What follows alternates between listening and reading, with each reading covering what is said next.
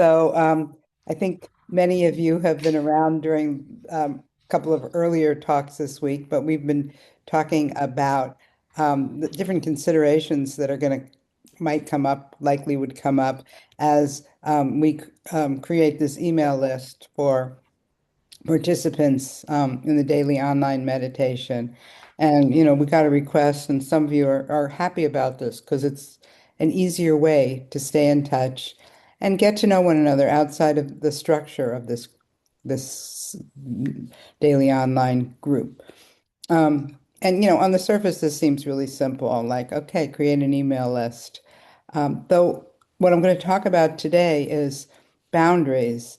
And the daily, and we've sort of alluded to this in other talks, but I'm going to talk to it a little more directly because this group has really clear structure and boundaries. And, this email list and how you relate to one another, that's going to shake it up, change it. And, one of the big considerations is our boundaries, both our own and that of others. And as you know, one thing we really encourage in reflective meditation is discernment, becoming more discerning. And boundaries are certainly one of those places where both awareness and discernment matter.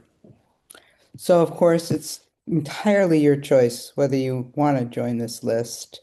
And, notice your boundaries, what feels right to you, what doesn't. And if you do decide you want to be on the list, how do you want to engage with others? How often? How personally? And of course, these aren't questions that are answered once and for all. They're situational. And they aren't moral questions, really. They're awareness questions.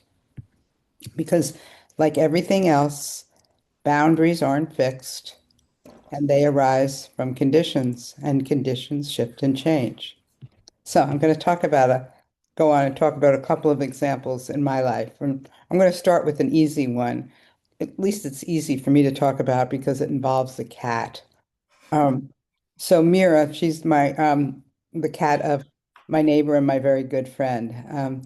And years ago, during pandemic lockdown, that was whatever, 6 years ago, I encouraged my friend to adopt a cat. My friend was living alone. I thought this cat would be good company. But neither of us understood the conditions that would shape Mira's life. Um, and, she came my friend adopted her during lockdown. So she wasn't well socialized around people. In fact, she really just knew me and my friend. And this turned out to be a big problem, but how were we to know it? The vet knew it, but we didn't know it.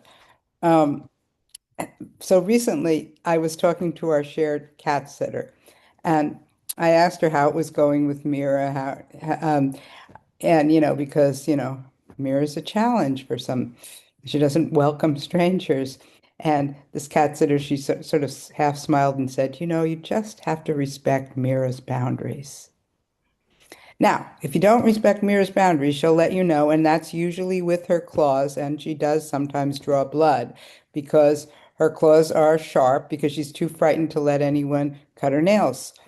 And so sort of found a way to relate to her. I'm really fond of her. I just speak to her with a lot of friendliness that I feel, but I am so cautious about petting her.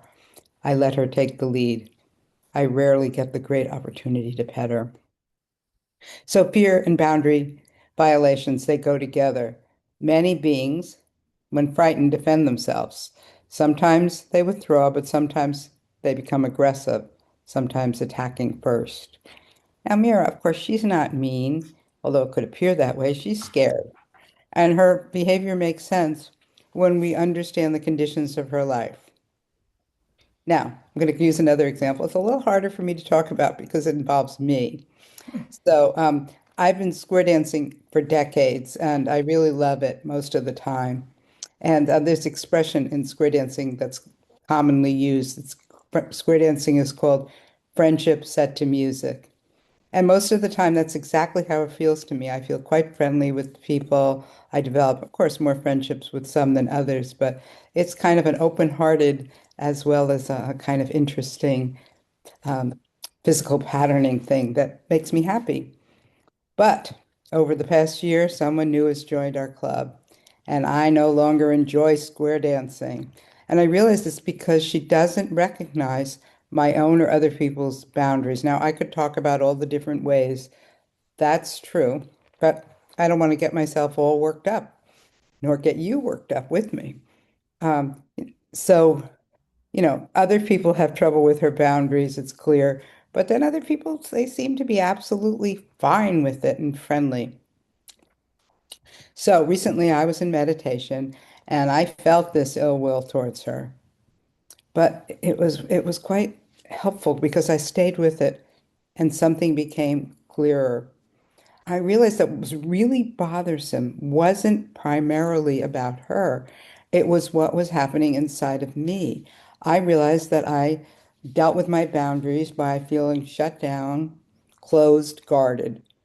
Um, the very opposite of what friendship feels like, the very opposite of open-heartedness. And I had really lost that which I loved inside of me. Um, and then another understanding, my ill will towards her wasn't coming out of nowhere. It felt like an instinctive response when my boundaries had been crossed. Now, I didn't act out of it, and I really don't actually know what to do with it, um, to tell you the truth. But perhaps it taught me something, pointing towards something important about my boundaries. So, in reflective meditation, we commonly ask, what are the conditions giving rise to this? Not what's wrong with me for feeling this? And those are very different questions. The first invites curiosity. The second usually invites shame. So, as I said, I'm not sure what I'm going to do about square dancing, and I'm not sure how I can best take care of my boundaries. But what I do know is that it is helpful to understand this situation more fully and also to understand it in its more complex complexity rather than, she's a jerk. Well, that's very simple, but or you know. So anyway, I'm going to end my talk there on that awkward note, and we will meditate together. So, as usual, we'll meditate for about 30 minutes.